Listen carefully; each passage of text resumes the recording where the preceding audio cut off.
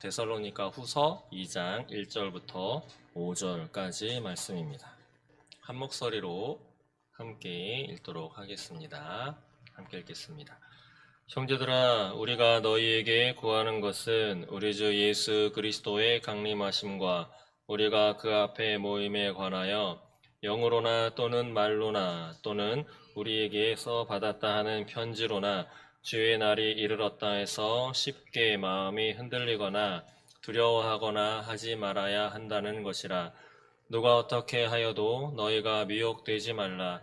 먼저 배교하는 일이 있고 저 불법의 사람 곧 멸망의 아들이 나타나기 전에는 그날이 이르지 아니하리니 그는 대적하는 자라 신이라고 불리는 모든 것과 숭배함을 받는 것에 대항하여 그 위에 자기를 높이고 하나님의 성전에 앉아 자기를 하나님이라고 내세우느니라. 내가 너희와 함께 있을 때에 이 일을 너희에게 말한 것을 기억하지 못하느냐. 아멘. 네, 오늘 말씀 제목은 이렇게 잡았습니다. 예수님을 맞이할 준비를 하고 있나요? 입니다. 네. 예수님을 맞이할 준비하고 계신가요? 네. 감사합니다. 어떤 준비를 하고 계신가요? 라고 물으면, 네. 오늘도 이렇게 대림절 초를 3개를 켜 놓았습니다. 예, 3개.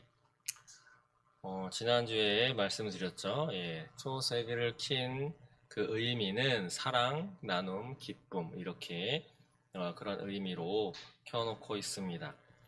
사랑은 바로 예수님의 사랑이죠. 예수님의 사랑을 주변 이웃들에게 나누고 또 기쁨으로 예수님을 기다리는 그런 시간이 바로 오늘날 대림절 3번째 주죠. 대림절 2번째 주의 초의 의미는 바로 회개와 평화입니다. 평화의 왕이신 예수님을 기다리면서 우리 자신들의 죄악을 회개하는 그러한 시간으로 보내는 것이죠. 다음에 첫 번째 초의 의미는 바로 구원자이신 예수 그리스도를 기다리는데 하나님 나라의 소망을 가지고 구원자 예수님을 기다리는 바로 소망과 기다림의 의미로 지키고 있습니다. 대림절, 강림절이라고도 하고 대강절이라고도 하는 그런 절기입니다. 성탄절이죠. 예수 그리스도가 이 땅에 처음 오신 날을 기억해서 지키는 절기입니다. 세상적으로는 크리스마스로 지키고 있는데 그런 성탄절 앞서서 4주간을 대림절로 지키고 있습니다. 대림이라고 하는 것은 전철역 이름도 있죠. 대림역이라고 있습니다. 서울에. 기다릴 때 임할 아마 이렇게 쓸 거예요. 예수님께서 임하시는 것을 기다린다. 강림, 내릴 강, 임하림. 예수님께서 내려오시는 또 대림절, 강림절, 대강절.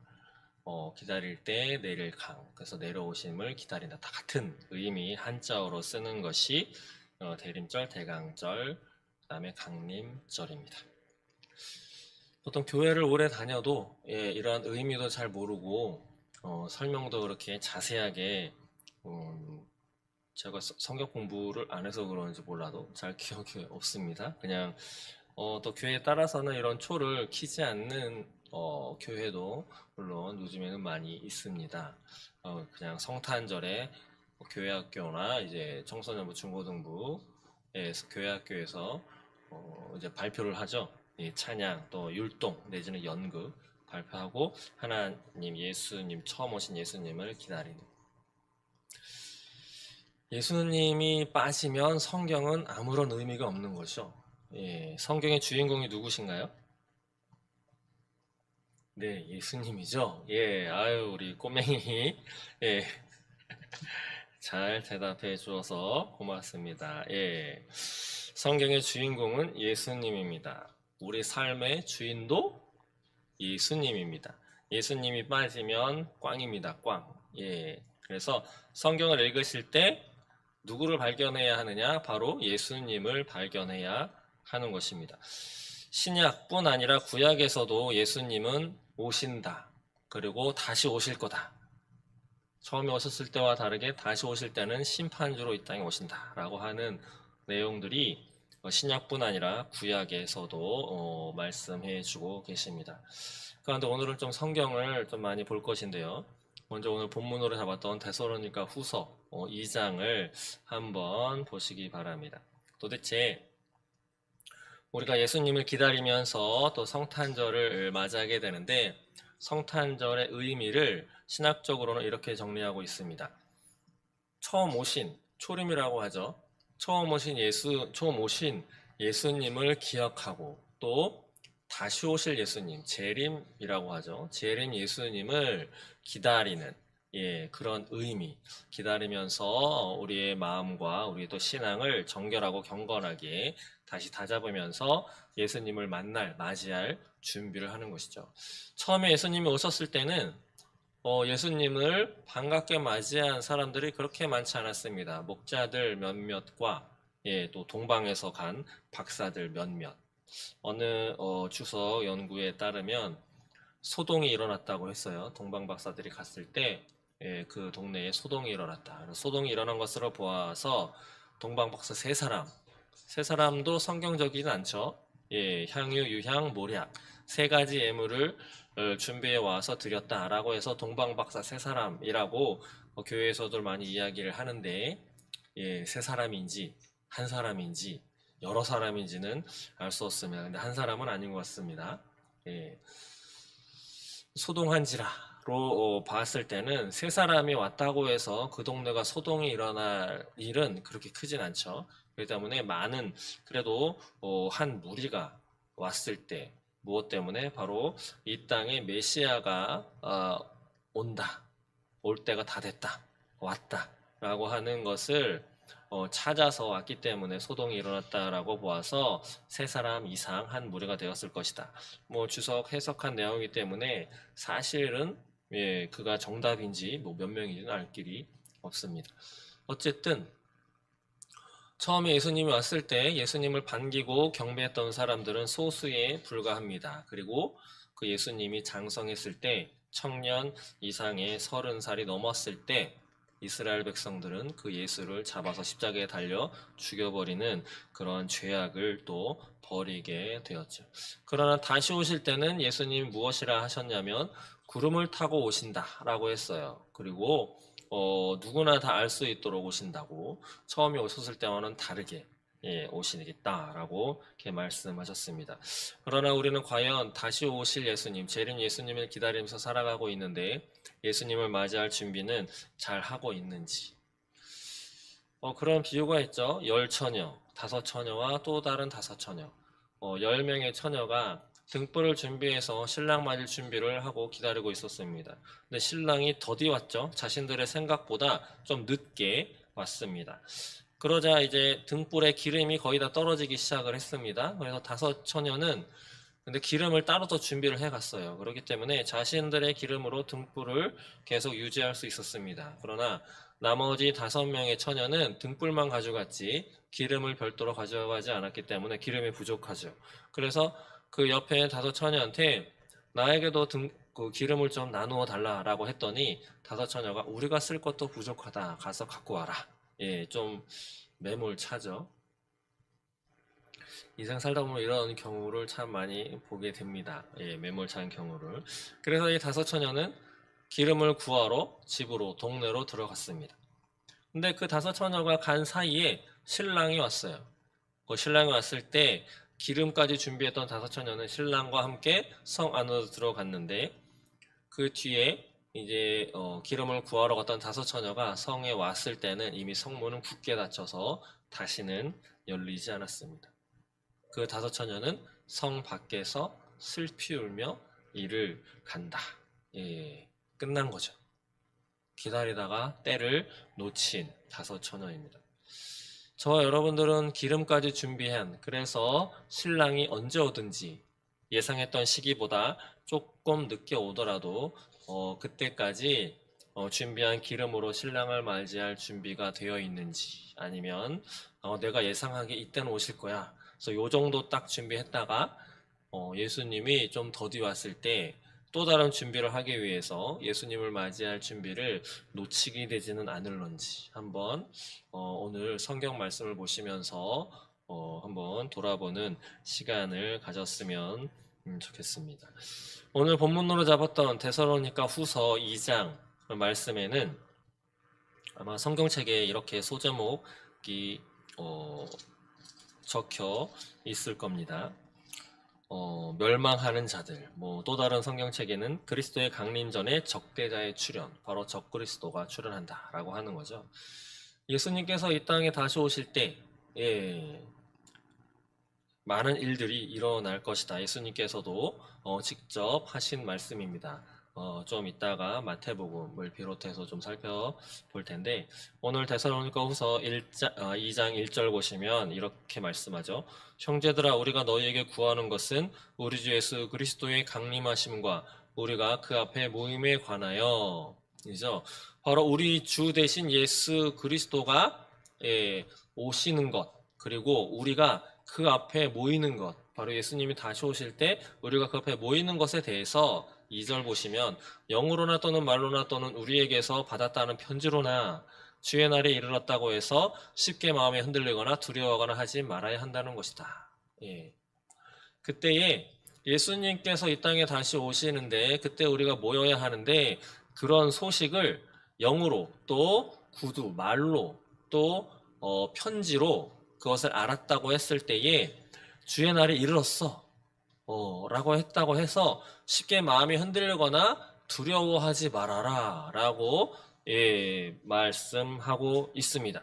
그러면서 왜 쉽게 마음이 흔들리거나 두려워하지 말아야 하느냐 3절 보시면 누가 어떻게 하여도 너희가 미혹되지 말아라.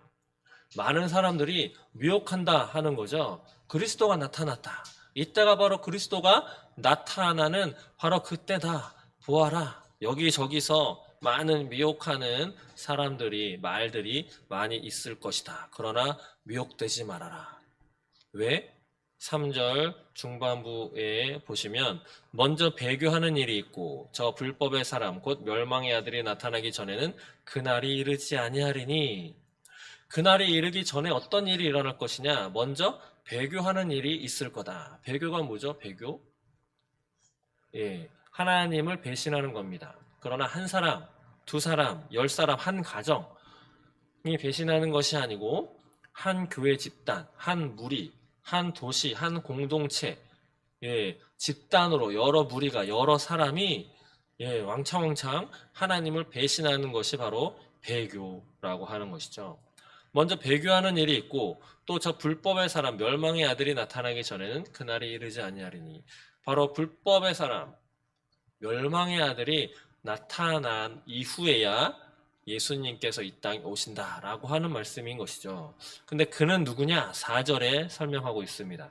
그는 대적하는 자라. 누구를 대적하겠습니까? 바로 하나님을 대적하는 사람이죠. 그러면서 신이라고 불리는 모든 것, 숭배함을 받는 것에 대항해서 그 위에 자기를 높이고 하나님의 성전에 앉아 자기를 하나님이라고 내세우느니라.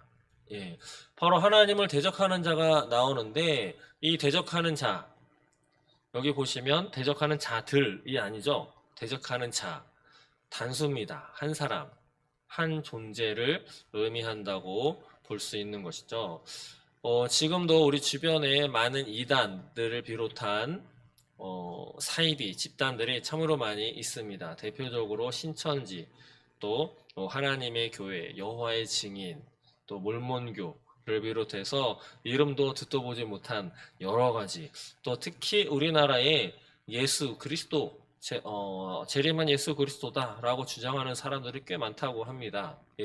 저는 직접 만나보지는 못했지만 전 세계 중에 우리 대한민국에 이런 이단들이 참으로 많이 있다고 하는데 여러 많은 이단들이 있지만 예수님이 오시기 전에 나타날 그 대적하는 자는 신이라 불리는 모든 것.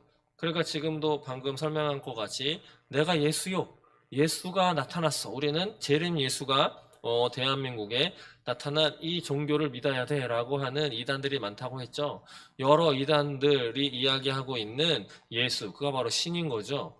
그 신이라고 불리는 모든 것보다, 그리고 숭배함을 받는 것에 대항해서 그 위에 자기를 높이고, 그러니까 지금까지 나와 있는 여러 이단들, 교주들, 사이비들보다 자신을 더 높인다라고 하는 거죠. 그러면서 하나님의 성전에 앉아 자기를 하나님이라고 내세우느니라.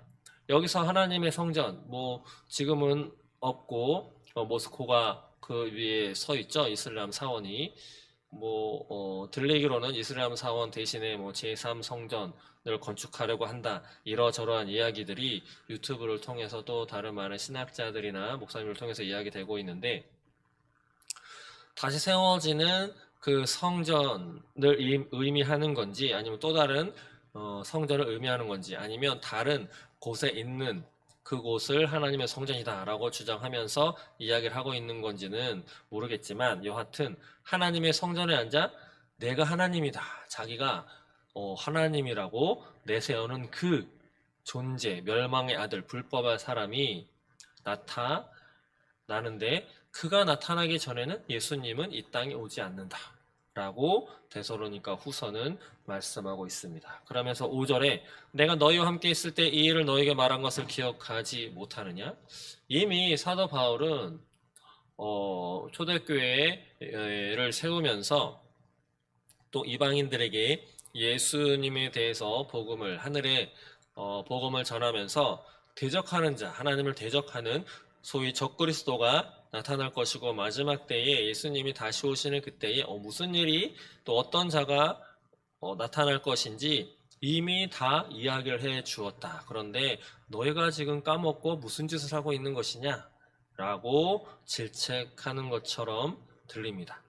바로 이러한 일들이 있고 나서야 예수님이 등장한다는 것이죠.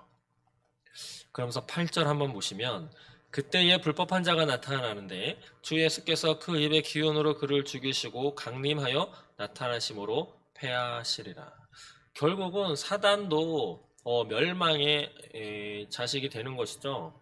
그런 것처럼 하나님, 내가 하나님이다 라고 등장하는 그 적그리스도도 결국은 예수님으로 인해서 없어져 버릴 존재다. 예수님이 능히 그것들을 없앤다 라고 하는 것, 심판하신다 라고 하는 것을 또 결론으로 이야기를 하시는데, 9절부터 12절까지 보시면, 그런데 악한 자들은 왜 등장하는가, 예수님이 오시기 전에 악한 자들은 왜 등장하는가에 대해서 말씀하고 있습니다. 한번 보시면, 악한 자의 나타남은 사탄의 활동을 따라 모든 능력과 표적과 거짓 기적과 불의의 모든 속임으로 멸망하는 자들에게 있으리니, 악한 자는 나타나는데 바로 사탄의 활동을 따라서 희한한 이적, 그 다음에 기적 같은 것들을 많이 보여준다라고 하는 것입니다. 그런 것으로 많은 사람을 속이는데, 어떤 사람을 속이냐?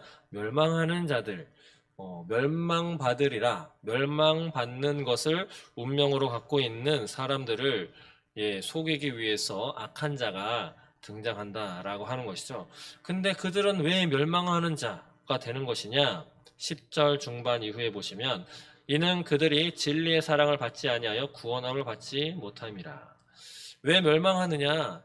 진리의 사랑, 바로 하나님께서 예수님을 이 땅에 보내셔서 인간들의 모든 원죄, 죄악을 십자가에 달려 돌아가심으로 해결해 놓으셨다. 그러므로 예수 그리스도, 예수님이 바로 메시아다, 예수님이 구원자다라고 하는, 예수님이 내 구원자이십니다라고 하는 고백을 하지 않은 사람들, 구원받지 못한 그 사람들이기 때문이죠.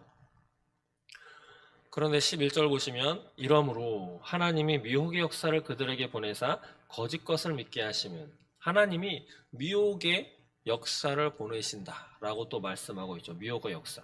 그래서 거짓 것을 믿게 하신다. 어떤 거짓 것? 바로 위에서 보셨던 9절에 악한 자가 나타나서 사탄처럼 모든 능력, 표적, 거짓 기적을 나타내므로 멸망하는 자들을 하나님께 돌이키지 못하도록 미혹하는, 그것을 이야기하는 거죠.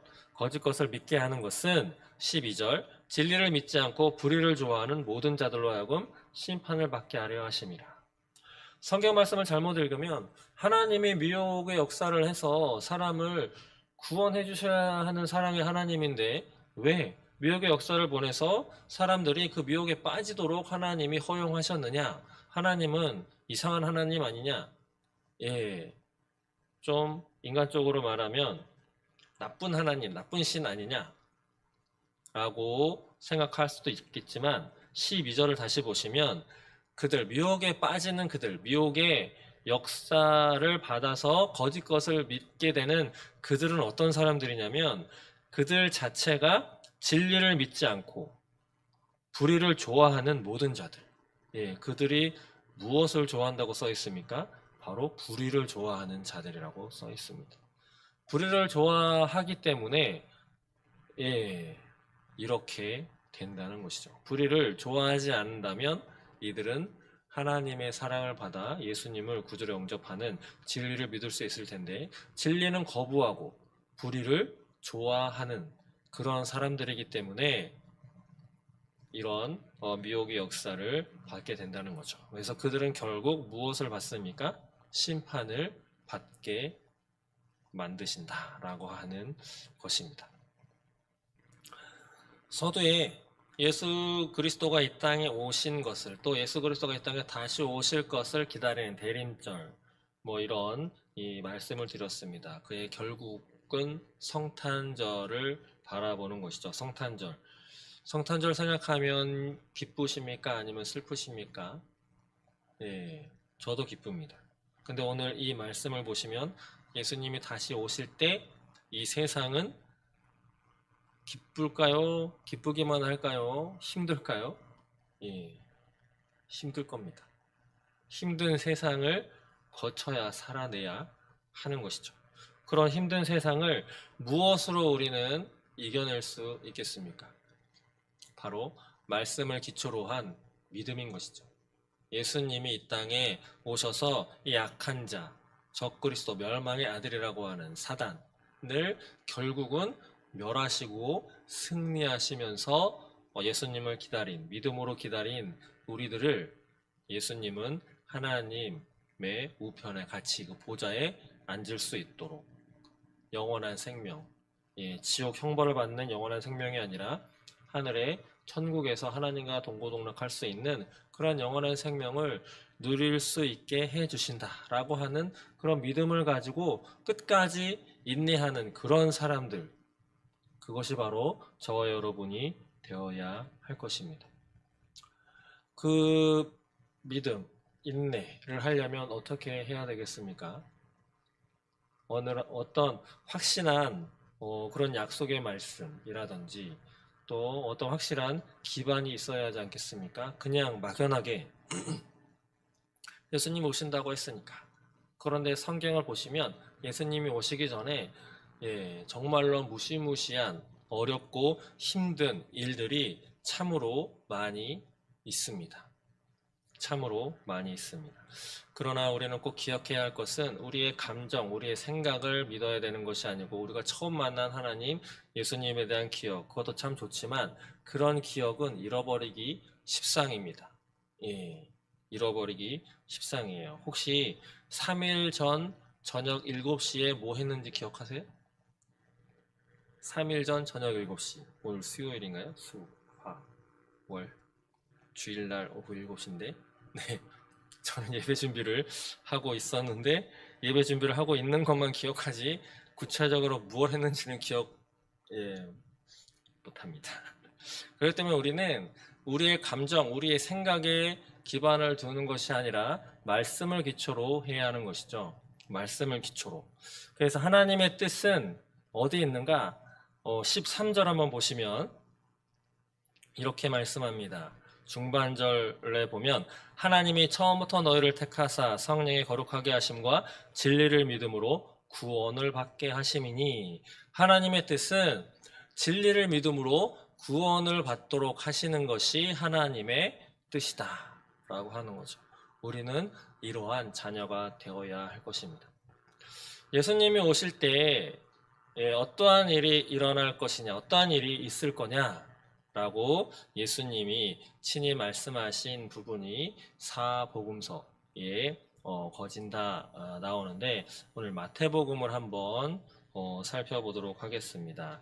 여러 설교 가운데 여기저기 이렇게 짬짬이 들어는 보셨겠지만 오늘 24장을 한번 살펴보면서 세상 끝에 예수님이 다시 오실 때 정말 어떤 일이 있을 건지 또 그것에 대해서 우리는 어떻게 견뎌야 하는 건지 한번 성경 말씀을 살펴보면서 보도록 하겠습니다.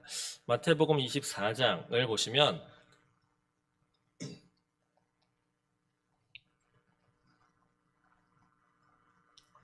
제자들이 예수님께 마지막 때에 어떤 일이 있을 건지 예수님이 오실 때 그리고 세상 끝에는 무슨 징조가 있겠습니까? 라고 제자들이 질문하는데 그것에 대해서 예수님이 4절부터 대답을 하십니다. 4절 한번 읽어볼까요? 4절 5절 시작. 예수께서 대답하여 이르시되 너희가 사람의 미혹을 받지 않도록 주의하라. 많은 사람이 내 이름으로 와서 이르되 나는 그리스도라 하여 많은 사람을 미혹하리라. 아멘. 네, 예수님이 말씀하셨습니다. 사람의 미혹을 받지 않도록 주의해라. 그리고 많은 사람이 내 이름, 바로 예수, 내가 예수다 라고 하면서 내가 그리스도다 라고 하면서 많은 사람이 많은 사람을 미혹하리라. 그러니까 주의해라 라고 이야기하는 것이죠. 지금도 많이 있죠. 내가 예수다 라고 하는 사람. 그러면서 어떤 일이 있겠나 6절 이하에 보면 난리와 난리 소문을 듣겠으나 너희는 삼가 두려워하지 말라. 이런 일이 있어야 돼. 아직 끝은 아니니라. 난리와 난리 소문이 있을 거다. 근데 아직 끝은 아니다. 멀었다 라고 하는 거죠. 어떤 난리, 어떤 소문. 7절 보시니까 민족이 민족을, 나라가 나라를 대적하여 일어나겠고, 바로 어떤 일입니까? 전쟁이죠. 지금도 전쟁이 벌어지고 있고 우리나라도 전쟁 수행 중에 있는 나라입니다. 종전이 되지 않고 휴전 중에 있는 것이죠. 지금도 우크라이나와 러시아가 전쟁 중에 있고 러시아에 또 북한군이 합류를 해서 우크라이나와 싸우고 있고 또 이스라엘과 하마스, 그런데 또 이란과도 또 이렇게 전쟁 벌이고 있습니다. 그리고 중국하고 미국은 경제적인 전쟁을 또 벌이고 있죠. 그러면서 7절에 기근과 지진이 있으리라. 오늘날도 기근과 지진이 있죠. 대표적으로 이웃 일본에서는 큰 지진이 일어나고 또 많은 기근이 아프리카와 여러 곳에서 기근도 일어나고 있습니다. 그런데 참 무서운 말씀은 8절이죠. 이 모든 것은 재난의 시작이니라. 이게 시작이다 라고 하는 거죠. 재난이 무엇입니까? 재난. 그냥 하루 잠깐 못 먹는 거, 하루 잠깐 홍수 나가지고 집이 물에 살짝 잠긴 거, 그래서 다음날 일주일 뒤면 회복이 되는, 이게 재난이 아닌 거죠. 우리 6.25 전쟁 터져가지고 대한민국 전역이 거의 잿더미가 된 이런 것들이 재난이죠. 농사를 다 지어놨는데 메뚜기 한때가 싹 쓸고 지나가면 곡식이 하나도 남지 않는, 그래서 그해 겨울과 1년 농사를 다 망쳐버리는 것이 재난인데 이 모든 것이 재난의 시작이다 라고 이야기하고 있습니다. 그러면서 9절 보니까 그때 사람들이 너희를 환난에 넘겨주겠으며 너희를 죽이리니 너희가 내 이름 때문에 모든 민족에게 미움을 받으리라. 저와 여러분은 신앙을 지킨다면 미움을 받게 될 것입니다. 그리고 어쩌면 죽이는 데까지 넘겨질 수도 있습니다. 여기 성경이 그렇게 얘기하잖아요.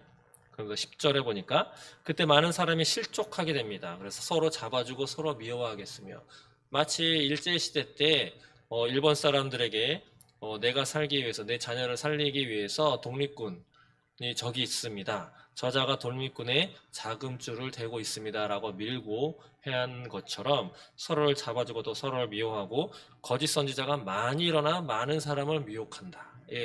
거짓 선지자 한두 사람이 아니고 많이 일어난다 라고 하는 거죠. 그러면서 12절 보시면 불법이 성함으로, 불법이 많이 번성함으로 많은 사람의 사랑이 식어지리라.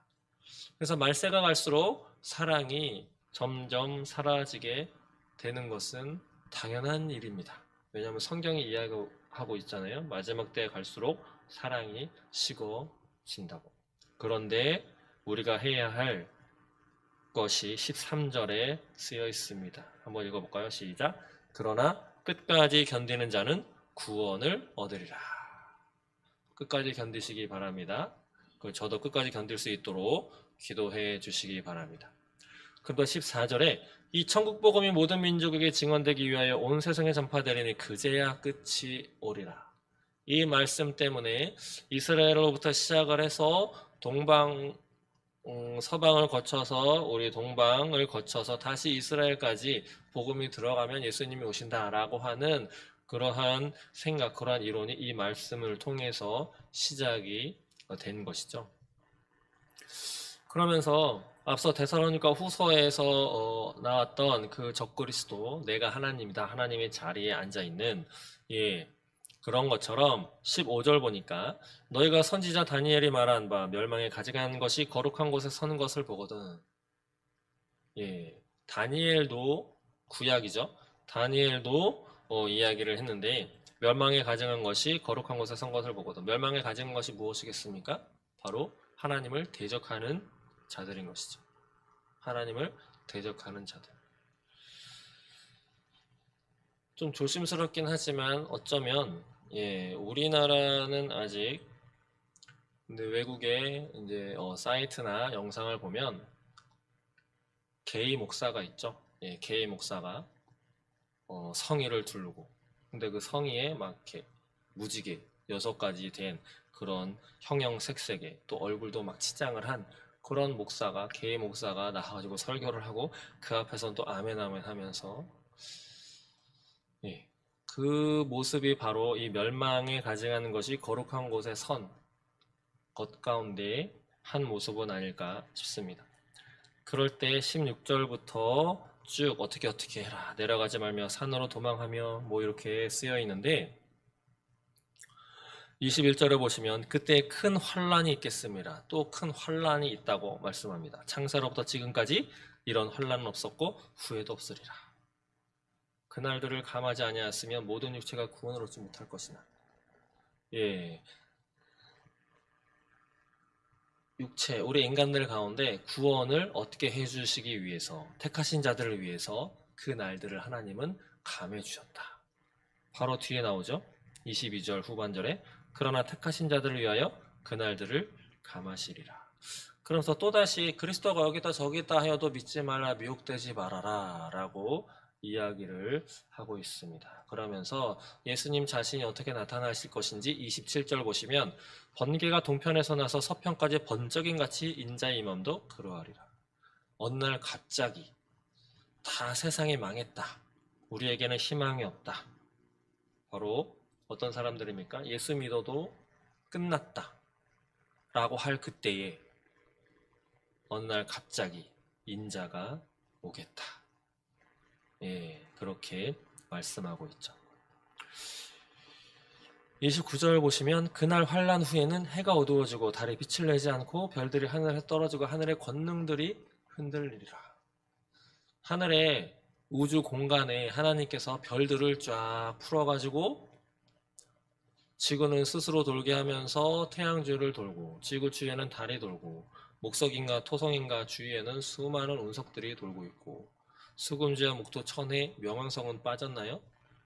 태양계에서 그것들이 또 태양 주위를 돌면서 태양계를 이루죠. 태양계는 또 다른 은하계에 속해서 그 주위를 또 돌고 있는 이것이 하나님이 태초에 창조하시면서 딱 질서정연을 해놓으신 것인데 그것들이 흔들리게 될 것이다 라고 하는 거죠. 그때에 30절 보시면 인자의 징조가 하늘에서 보이는데 땅의 모든 족속들이 통곡한다. 통곡하는 거 무엇입니까? 슬피 우는 것이죠. 그들이 인자가 구름을 타고 능력과 큰 영광으로 오는 것을 보리라. 초림 예수, 잠잘 곳이 없어서 애 낳을 곳이 없어서 말구유, 말 먹이통에 거기서 나신 예수님의 모습과는 다른 모습으로 예수님은 오신다라고 하는 거죠. 이러한 일들이 있을 때 예수님이 오시는 것입니다. 근데 우리가 궁금한 건 그 날과 그 때죠. 그 날과 그때 도대체 몇 년도냐? 그러나 알 길이 없습니다. 36절 보시면 그러나 그날과 그때는 아무도 모르나니 하늘의 천사들도 아들도 모르고 오직 아버지만 아시느니라. 오직 아버지만 아시다. 비밀에 붙여 놓으셨다라고 하는 거죠.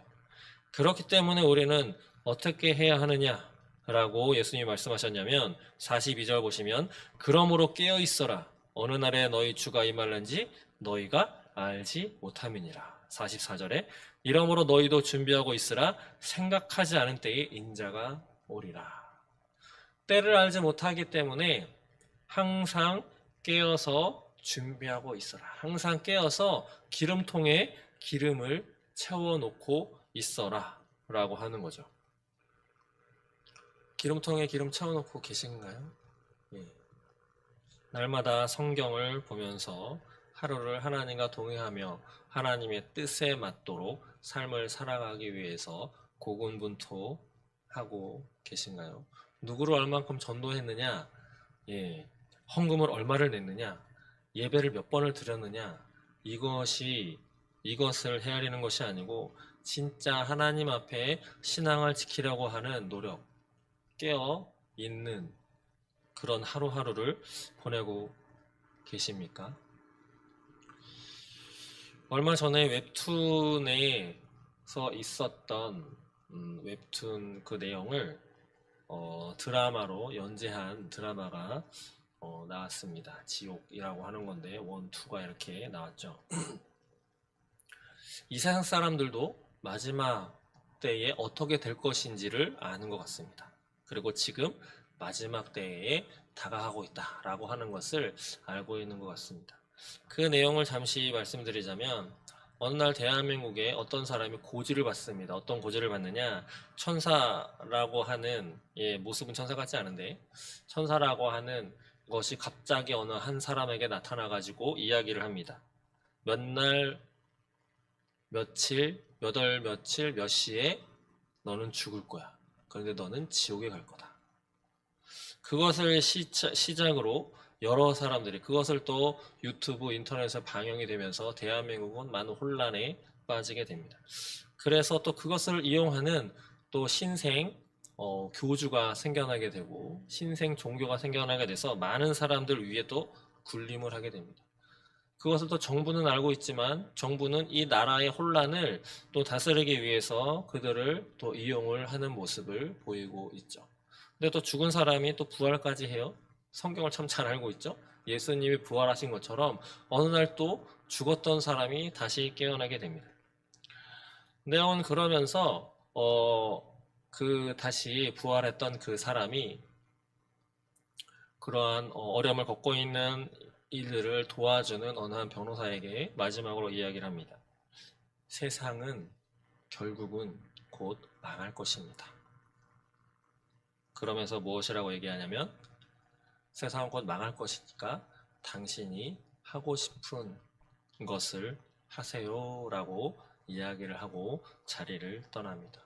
그리고 얼마 되지 않아서 갑자기 그 전까지는 한 사람씩에게만 그 천사라고 하는 존재가 죽음의 고지를 했는데 며칠 지나자 동시다발적으로 한 무리로 갑자기 고지를 받게 되면서 이 지구는 이 대한민국은 많이 혼란에 빠지게 되는 것으로 그 드라마는 끝을 맺게 됩니다. 여러분 어떤 생각이 드십니까? 세상 사람들도 알고 있어요. 알고 있는 것 같아요. 성경의 이야기를 대략. 그러나 그들은 세상은 멸망할 것이다. 언젠가는. 그리고 그 날이 다가왔다.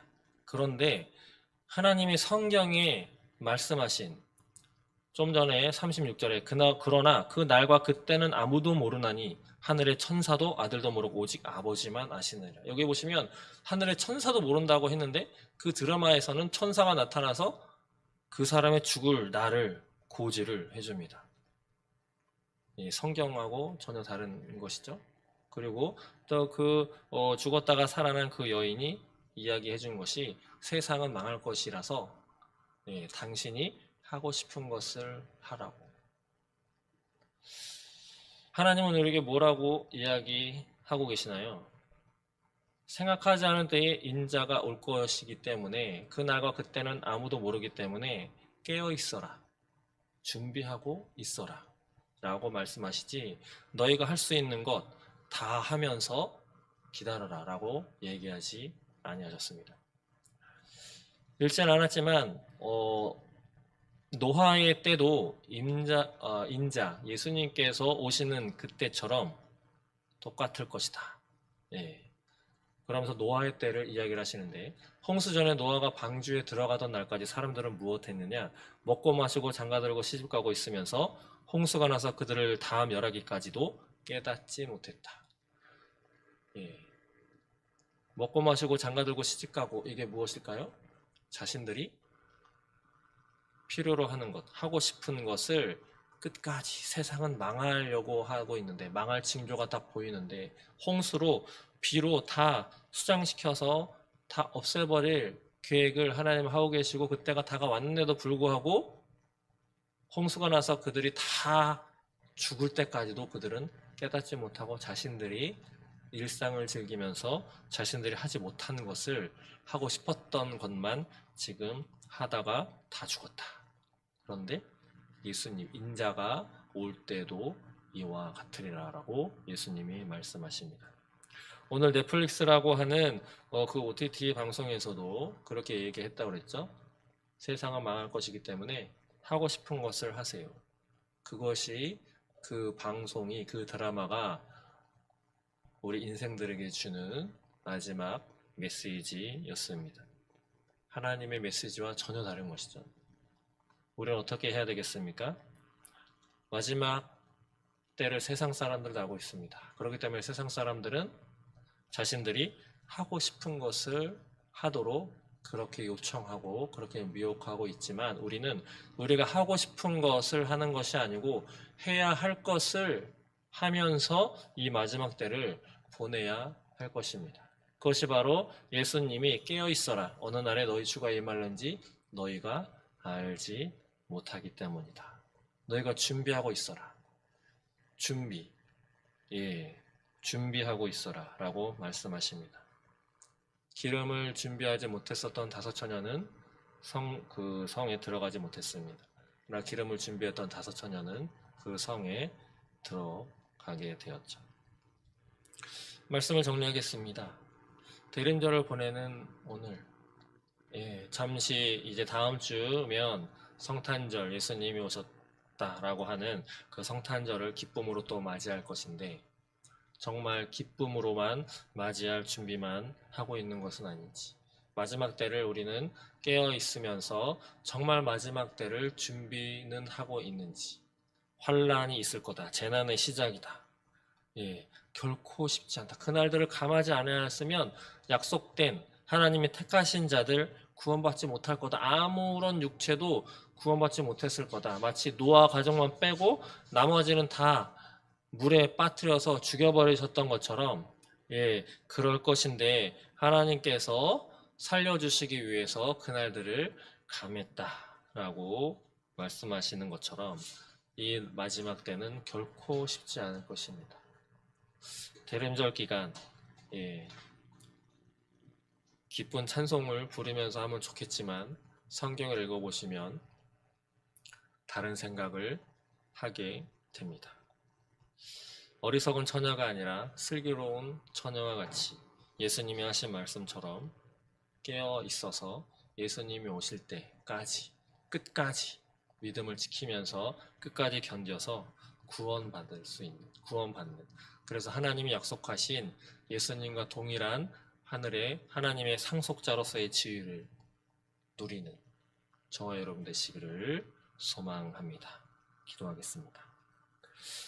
하나님 감사합니다. 오늘을 살아가는 우리들, 다가오는 성탄절, 크리스마스 선물을 기대하고 기쁘게 찬송 부르는, 그러나 성경을 보면 예수님이 다시 오시는 그날에는 결코 쉽지 않은 날들이 앞에 기다리고 있음을 알게 됩니다. 믿음을 지킨다고 하는 것, 하나님 앞에 신앙을 유지하면서 내가 그리스도요, 내가 예수 믿는 사람이요, 나 어저께 교회 가서 예배 드렸습니다 라고 이야기하기가 점점 쉽지 않은 그런 시대에 이것은 아무것도 아니라고 오늘 성경은 이야기하고 있습니다. 예수님이 다시 오시는 그날, 그 마지막 날은 아무도 알지 못하게 감추어 놓았기 때문에 깨어 있으라고 제발 좀 깨어 있으라고, 제발 좀 기름을 준비해서 나를 맞이해 달라고 요청하는 예수님의 이 요청을 흘려보내지 않고 오늘 하루 남은 시간 또 내일도 이러한 마음으로 깨어서 기도하며 예수님을 맞이할 준비를 하는 우리가 될 수 있도록 주님 인도하여 주옵소서. 감사합니다. 예수님의 이름으로 기도드립니다. 네.